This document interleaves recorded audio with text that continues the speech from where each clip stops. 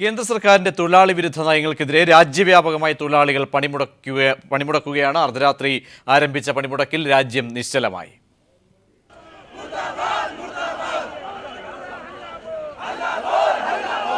പണിമുടക്കിൽ പങ്കെടുക്കുന്ന എല്ലാ തൊഴിലാളി സംഘടനകളും സംയുക്തമായി ദില്ലി ജന്തർ മന്ദറിൽ വമ്പിച്ച പ്രകടനം നടത്തി. CA2 general secretary Tapan Sen പ്രകടനത്തെ അഭിസംബോധന ചെയ്ത് സംസാരിച്ചു. കേന്ദ്ര സർക്കാർ തൊഴിലാളി വിരുദ്ധ നടപടികളുമായി മുന്നോട്ട് പോവുകയാണ്. ചർച്ചയ്ക്ക് പോലും സർക്കാർ തയ്യാറാകാത്ത സാഹചര്യം അംഗീകരിക്കാനാകില്ലെന്നും തപൻ സെൻ വ്യക്തമാക്കി. औद्योगिक और सर्विस सेक्टर असंगठित क्षेत्र का मजदूर मुकम्मल हड़ताल कर रहा है। करीब 12 से 13 स्टेट में बंद की स्थिति पैदा हो गया है। कई सारे ट्रांसपोर्ट ठप हो गया है. എല്ലാ സംസ്ഥാനങ്ങളിലും തൊഴിലാളികൾ പ്രകടനം നടത്തി. പശ്ചിമ ബംഗാൾ, ത്രിപുര, ഹരിയാന തുടങ്ങി 10ഓളം സംസ്ഥാനങ്ങളെ പണിമുടക്ക് കാര്യമായി ബാധിച്ചു. ദില്ലിയിൽ JNU സർവകലാശാല അധ്യാപകർ പണിമുടക്കിന് ഐക്യദാർഢ്യം പ്രകടിപ്പിച്ചു. ദില്ലി സർവകലാശാലയിലും പണിമുടക്കുണ്ടായി. ദില്ലിയിലെ വ്യവസായ മേഖലയായ ഗുഡ്ഗാവിലെ ഫാക്ടറികൾ പ്രവർത്തിച്ചില്ല. ബാങ്കിംഗ്, ഇൻഷുറൻസ്, പ്രതിരോധ മേഖലയും സ്തംഭിച്ചു. ഉത്തർപ്രദേശ്, പശ്ചിമ ബംഗാൾ സംസ്ഥാനങ്ങളിലെ ഗതാഗത മേഖലയിലെ തൊഴിലാളികൾ പണിമുടക്കിയതിനാൽ നിരവധി സർവീസുകൾ റദ്ദാക്കി. ട്രെയിൻ സർവീസും പല സ്ഥലത്തും തടസ്സപ്പെട്ടു. News bureau, Delhi. തലസ്ഥാന നഗരം ഉൾപ്പെടെ തെക്കൻ കേരളത്തിൽ ദേശീയ പണിമുടക്ക് പൂർണ്ണമായിരുന്നു. സ്ഥാപനങ്ങൾ അടഞ്ഞുകിടന്നു. വിവിധ കേന്ദ്രങ്ങളിൽ തൊഴിലാളികൾ പ്രകടനം നടത്തി. കൊല്ലത്തും പത്തനംതിട്ടയിലും ഹർത്താൽ സമാധാനപരമായിരുന്നു. കേന്ദ്ര സർക്കാരിന്റെ ജനതൊഴിലാളി വിരുദ്ധ നയങ്ങളിൽ പ്രതിഷേധിച്ച ഇടതു വലതുപക്ഷ സംയുക്ത ട്രേഡ് യൂണിയന്റെ നേതൃത്വത്തിൽ നടന്ന ദേശീയ പണിമുടക്ക് തെക്കൻ കേരളത്തിൽ എല്ലാ മേഖലകളിലെയും പ്രവർത്തനം നിശ്ചലമാക്കുകയായിരുന്നു. സർക്കാർ ജീവനക്കാരും അധ്യാപകരും KSRTC സ്വകാര്യ ബസ് തൊഴിലാളികളും പണിമുടക്കിൽ അണിനിരുന്നതോടെ തെക്കൻ ജില്ലകളിൽ ബന്ദിന്റെ പ്രതീതിയായി. ചുരുക്കം ഇരുചക്ര വാഹനങ്ങളും അവശ്യ സർവീസ് വാഹനങ്ങളും ഒഴികെ മറ്റൊന്നും നിരത്തിലിറങ്ങിയില്ല. കൊല്ലം ജില്ലയിൽ വിവിധ കേന്ദ്രങ്ങളിൽ തൊഴിലാളികളുടെ പ്രതിഷേധ മാർച്ചും പ്രകടനവും നടന്നു. ഇവിടെ പൂർണ്ണമായും പണിമുടക്ക് ജനജീവിതത്തെ ബാധിച്ചു. എല്ലാ മേഖലകളിലെയും ജീവനക്കാർ പിന്തുണയുമായി രംഗത്തെത്തിയതോടെ പണിമുടക്കിന് ശക്തി കൂടുകയായിരുന്നു. പത്തനംതിട്ട ജില്ലയിലും ട്രേഡ് യൂണിയനുകളുടെ പണിമുടക്ക് സമസ്ത മേഖലയും സ്തംഭിപ്പിച്ചു. കേന്ദ്ര സർക്കാരിനെതിരെ ആയിരക്കണക്കിന് തൊഴിലാളികളാണ് പ്രതിഷേധവുമായി അണിനിരന്നത്. തിരുവനന്തപുരത്തും പണിമുടക്ക് പൂർണ്ണമായിരുന്നു. ISRO, VSSC ജീവനക്കാരുടെ ജോലിയിൽ പ്രവേശിച്ച സമരത്തെ അട്ടിമറിക്കാനുള്ള നീക്കത്തെ സമരസമിതി തടഞ്ഞു. ISRO വാഹനങ്ങളുടെ ഗ്യാരേജ് ട്രേഡ് യൂണിയൻ പ്രവർത്തകർ ഉപരോധിച്ചു. പാളയം രക്തസാക്ഷി മണ്ഡപത്തിൽ നിന്നാരംഭിച്ച സംയുക്ത ട്രേഡ് യൂണിയൻ സമിതിയുടെ പ്രകടനത്തിൽ സ്ത്രീകളടക്കം 10,000 പങ്കെടുത്തു. തുടർന്ന് നടന്ന സമ്മേളനം CITU സംസ്ഥാന സെക്രട്ടറി എളമരം കരീം ഉദ്ഘാടനം ചെയ്തു. INTUC സംസ്ഥാന അധ്യക്ഷൻ R ചന്ദ്രശേഖരൻ അധ്യക്ഷനായ യോഗത്തിൽ വിവിധ ട്രേഡ് യൂണിയൻ ഭാരവാഹികളായ ആനത്തലവട്ടം ആനന്ദൻ, KP രാജേന്ദ്രൻ തുടങ്ങിയവർ സംസാരിച്ചു. അക്ഷരാർത്ഥത്തിൽ കേന്ദ്ര സർക്കാരിനെതിരെയുള്ള വൻപിച്ച തൊഴിലാളി പ്രക്ഷോഭമായി മാറുകയായിരുന്നു ദേശീയ പണിമുടക്ക്. Sunil Arumanoor, news bureau, Thiruvananthapuram. വ്യവസായ തലസ്ഥാനം ഉൾപ്പെടുന്ന മധ്യകേരളത്തിലും പണിമുടക്ക് പൂർണ്ണമായിരുന്നു. വ്യവസായ സ്ഥാപനങ്ങൾ അടഞ്ഞുകിടന്നു. കൊച്ചി മെട്രോ നിർമ്മാണം നിലച്ചു. വിവിധ കേന്ദ്രങ്ങളിൽ തൊഴിലാളികൾ പ്രകടനം നടത്തി. FACT, HMT, HOC, TCC, Apollo tyres തുടങ്ങി പൊതു സ്വകാര്യ മേഖലകളിലെ തൊഴിലാളികളും ജീവനക്കാരും പണിമുടക്കിയതോടെ വ്യവസായ മേഖല പൂർണ്ണമായും സ്തംഭിച്ചു. വല്ലാർപാടത്ത് ചരക്ക് നീക്കം നിലച്ചു. നെടുമ്പാശ്ശേരി വിമാനത്താവളത്തിലെ ഗ്രൗണ്ട് ഹാൻഡ്ലിംഗ് വിഭാഗവും ഹൗസ് കീപ്പിംഗ് തൊഴിലാളികളും തുറമുഖ തൊഴിലാളികളും പണിമുടക്കിൽ പങ്കാളികളായി.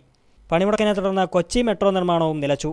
കാലടി സർവകലാശാലയിലെ ജീവനക്കാർ ഉൾപ്പെടെ സർക്കാർ ഉദ്യോഗസ്ഥരും അധ്യാപകരും പണിമുടക്കി. ഇടുക്കിയിൽ തോട്ടം മേഖലയും ആലപ്പുഴയിൽ പരമ്പരാഗത വ്യവസായ മേഖലയും പണിമുടക്കിൽ നിശ്ചലമായി. മധ്യകേരളത്തിലെ 5 ജില്ലകളിലും സ്വകാര്യ KSRTC ബസ്സുകൾ സർവീസ് നടത്തിയില്ല. കടകമ്പോളങ്ങൾ പൂർണ്ണമായും അടഞ്ഞുകിടന്നു. അതേസമയം ജില്ലകളിലെ വിവിധ കേന്ദ്രങ്ങളിൽ സംയുക്ത ട്രേഡ് യൂണിയൻ നേതാക്കളുടെ നേതൃത്വത്തിൽ തൊഴിലാളികൾ പ്രകടനം നടത്തി. തുടർന്ന് സംഘടിപ്പിച്ച സമര ക്യാമ്പുകളിൽ നേതാക്കൾ തൊഴിലാളികളെ അഭിസംബോധന ചെയ്തു. സമര ക്യാമ്പുകളിൽ നാടൻ പാട്ടടക്കമുള്ള കലാപരിപാടികൾ സംഘടിപ്പിച്ച ആവേശപൂർവ്വമാണ് മധ്യകേരളത്തിൽ തൊഴിലാളികൾ പണിമുടക്കിൽ പങ്കാളികളായത്. കൊച്ചിയിൽ നിന്നും cameraman Muhammad ഇർഫാനോടൊപ്പം KM Umesh.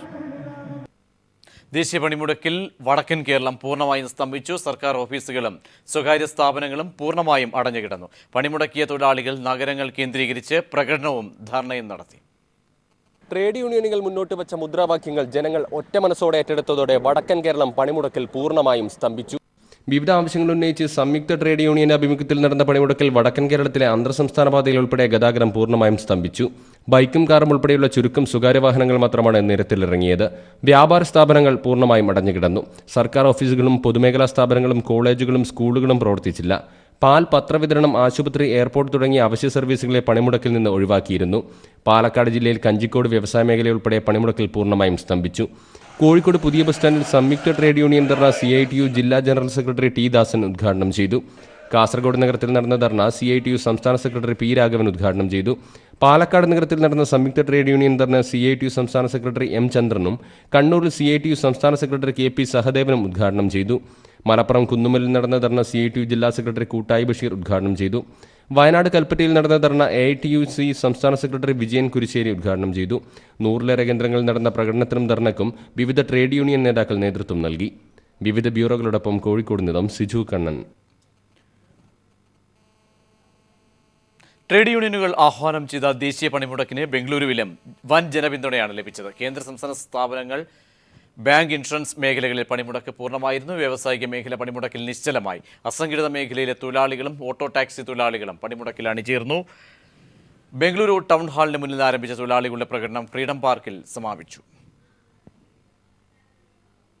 പാനൂരിൽ BJP പ്രവർത്തകന്റെ വീട്ടിൽ ബോംബ് പൊട്ടിത്തെറിച്ചു. സ്ഫോടനത്തിൽ 10 വയസ്സുകാരന് പരിക്കേറ്റു. രാവിലെ ഇരിട്ടിയിൽ RSS ശക്തി കേന്ദ്രത്തിൽ സ്ഫോടനം നടന്നിരുന്നു. സ്ഫോടനത്തിൽ ഒരാൾക്ക് ഗുരുതരമായി പരിക്കേറ്റിരുന്നു.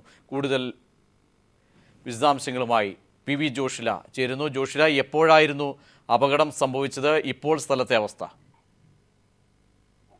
പ്രജീഷ്, കണ്ണൂരിലെ RSS കേന്ദ്രങ്ങളിൽ ജനങ്ങളിൽ ഭീതി ഉയർത്തും വിധം ബോംബ് സ്ഫോടന പരമ്പരകൾ അരങ്ങേറിക്കൊണ്ടിരിക്കുകയാണ്. രാവിലെ ഇരിട്ടി പാലപ്പുഴയിലും വൈകുന്നേരം പാനൂർ ചെല്ലാട് കിഴക്കേ വയലിലുമാണ് സൂക്ഷിച്ചു വെച്ച ബോംബുകൾ പൊട്ടിയത്. പാലപ്പുഴയിലെ അബ്ദുൾ റസാഖ് എന്നയാൾ പറമ്പിലെ കാട് വെട്ടിത്തെളിക്കുന്നതിനിടെ കാട് വെട്ടുന്ന യന്ത്രം പ്ലാസ്റ്റിക് കവറിൽ സൂക്ഷിച്ച ബോംബുകൾ തട്ടി പൊട്ടിത്തെറിക്കുകയായിരുന്നു. അബ്ദുൾ റസാഖിനെ കണ്ണൂർ AKG ആശുപത്രിയിൽ പ്രവേശിപ്പിച്ചു. വൈകുന്നേരം പാനൂരിലെ BJP പ്രവർത്തകനും തൃപ്പങ്ങോട്ടൂർ ഗ്രാമപഞ്ചായത്ത് തെരഞ്ഞെടുപ്പിൽ മത്സരിച്ച ചന്ദ്രൻ എന്നയാളുടെ വീടിനു മുന്നിലെ ആൾതാമസമില്ലാത്ത വീട്ടിൽ സൂക്ഷിച്ച ബോംബ് ശേഖരമാണ് പൊട്ടിത്തെറിച്ചത്. സ്ഫോടനത്തിൽ ചന്ദ്രന്റെ 10 വയസ്സുകാരൻ മകൻ ദേവനന്ദിന്റെ കണ്ണിന് പരിക്കേറ്റു. കുട്ടിയെ കോഴിക്കോട് സ്വകാര്യ ആശുപത്രിയിൽ പ്രവേശിപ്പിച്ചിരിക്കുകയാണ്. കണ്ണൂരിലെ വിവിധ ഭാഗങ്ങളിൽ RSS ശക്തി കേന്ദ്രങ്ങളിൽ ഇത്തരത്തിൽ സ്ഫോടന പരമ്പരകൾ തന്നെ അരങ്ങേറുകയാണ്. ഒരാഴ്ച മുൻപാണ് കോട്ടയം പോലീൽ RSS കേന്ദ്രത്തിൽ ബോംബ് നിർമ്മാണത്തിനിടെയുണ്ടായ സ്ഫോടനത്തിൽ RSS പ്രവർത്തകൻ മരിച്ചത്. ഇത്തരത്തിൽ കണ്ണൂരിന്റെ RSS കേന്ദ്രങ്ങളിൽ ബോംബ് സ്ഫോടനം അതുപോലെ തന്നെ ആയുധ ശേഖരം നടത്തുന്നു എന്നുള്ള രീതിയിലും പോലീസ് കൂടുതൽ ജാഗ്രത പാലിക്കണം എന്ന രീതിയിലും നേരത്തെ CPM ജില്ലാ സെക്രട്ടറി P. ജയരാജൻ പോലീസിനോട് പരിശോധന കൂടുതൽ കർക്കശമാക്കാനും ഇത്തരം കേന്ദ്രങ്ങളിൽ പരിശോധന നടത്താനും ജാഗ്രത പാലിക്കാനും വേണ്ടി അഭ്യർത്ഥിച്ചിരുന്നു. PV ജോഷിലാണ് വിശദാംശങ്ങൾ നൽകിയത്. കണ്ണൂർ ഇരിട്ടി പാലപ്പുഴയിൽ പറമ്പ് വൃത്തിയാക്കുന്നതിനിടെ ബോംബ് പൊട്ടി ഒരാൾക്ക് ഗുരുതര പരിക്കേറ്റു. അബ്ദുൾ റസാഖ് എന്നയാൾക്കാണ് പരിക്കേറ്റത്. ഇയാളെ കണ്ണൂർ AKG ആശുപത്രിയിൽ പ്രവേശിപ്പിച്ചു. 10 ദിവസത്തിനിടെ കണ്ണൂരിലെ RSS ശക്തി കേന്ദ്രത്തിൽ നടക്കുന്ന രണ്ടാമത്തെ ബോംബ് സ്ഫോടനമാണിത്.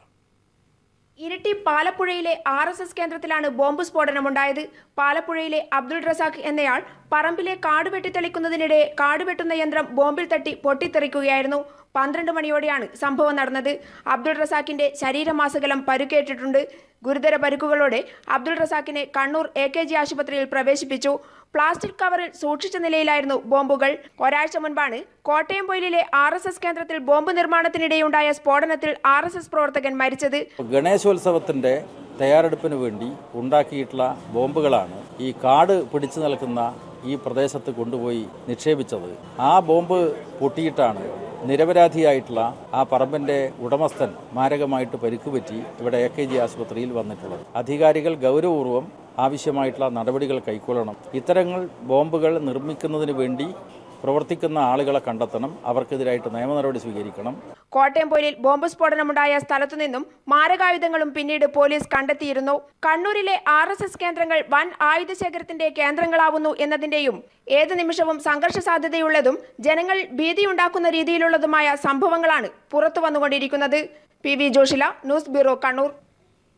സംസ്ഥാനത്ത് ഹയർ സെക്കൻഡറി സ്കൂളുകളിൽ ഓണാഘോഷത്തിന് നിയന്ത്രണം. സ്കൂൾ സമയത്ത് ഓണാഘോഷം നടത്താൻ പാടില്ലെന്ന് നിർദ്ദേശം. ഓണപരിപാടികളുടെ പേരിൽ അമിതമായ പണപ്പിരിവ് പാടില്ലെന്നും ഇത്തരം പരിപാടികളിൽ സ്കൂൾ യൂണിഫോം നിർബന്ധമാണെന്നും ഉത്തരവിറങ്ങി. ഹയർ സെക്കൻഡറി ഡയറക്ടറാണ് ഉത്തരവിറക്കിയത്. വിദ്യാലയങ്ങളിലെ ആരോഗ്യകരമായ അന്തരീക്ഷത്തിന് കോട്ടം തട്ടാതിരിക്കാൻ എന്ന പേരിലാണ് സംസ്ഥാനത്തെ ഹയർ സെക്കൻഡറി സ്കൂളുകളിൽ ഓണാഘോഷത്തിന് നിയന്ത്രണം ഏർപ്പെടുത്തി ഉത്തരവിറങ്ങിയത്. സ്കൂൾ സമയത്ത് ഓണാഘോഷം പാടില്ലെന്ന് ഹയർ സെക്കൻഡറി ഡയറക്ടർ ഉത്തരവിൽ പറഞ്ഞു. റിപ്പോർട്ട് പൂർണ്ണമാക്കാൻ കഴിയാത്തതിൽ ഖേദിക്കുന്നു. മധ്യ തിരുവിതാംകൂറിൽ ഏറ്റവും പ്രചാരമുള്ള വിനോദമാണ് പകിടകളി. ഓണക്കാലമാകുമ്പോൾ പകിടകളിയുടെ ആവേശത്തിലാകും ഇവിടുത്തെ ഓരോ ഗ്രാമങ്ങളും. പുരയിടങ്ങളിലും പറമ്പുകളിലും പാതയോരത്തുമൊക്കെ താൽക്കാലിക ഷെഡ് കെട്ടി പകിടകളമുണ്ടാക്കിയാണ് പകിടകളി ടൂർണമെന്റുകൾ നടത്തുന്നത്. രണ്ട് ടീമുകൾ നേർക്കുനേർ നിന്ന് പകിട 12 എന്ന് നീട്ടി വിളിച്ച് കളിക്കളത്തിലേക്ക് പകിടകൾ ഉരുട്ടിവിടുന്നതോടെ ആരവവും ഉച്ചസ്ഥായിലെത്തും. പകിടകൾ ഉരുണ്ടുമറിഞ്ഞ് നിശ്ചലമാകുമ്പോൾ കാണുന്ന എണ്ണത്തിന്റെ ഏറ്റക്കുറച്ചിലനുസരിച്ച് കളിക്കാരിലും കാണികളിലും ഒരുപോലെ വാശിയും ആവേശവും പതഞ്ഞുയരും.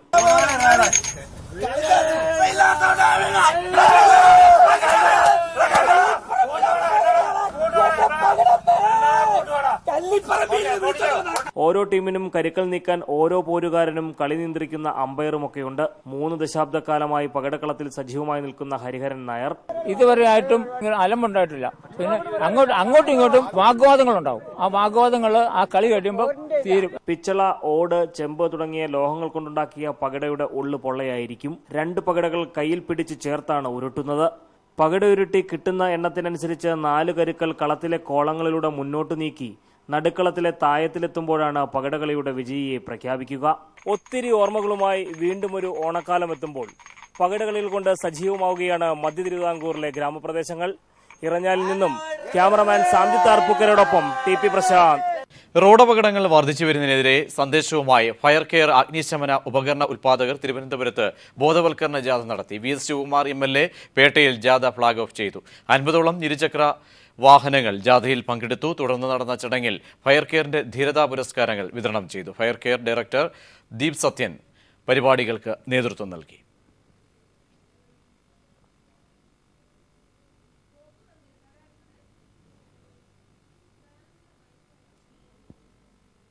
ഗോപുനന്ദിലത്ത് നന്ദിലത്ത് ജിമാർട്ട് ഉപഭോക്താക്കൾക്കായി ഏർപ്പെടുത്തിയ സമ്മാന പദ്ധതിയുടെ നറുക്കെടുപ്പ് കൊച്ചിയിൽ നടന്നു. ഇടപ്പള്ളി ഷോറൂമിൽ നടന്ന ചടങ്ങിൽ ചലച്ചിത്ര താരം മഞ്ജു വാര്യരാണ് നറുക്കെടുപ്പ് നിർവഹിച്ചത്.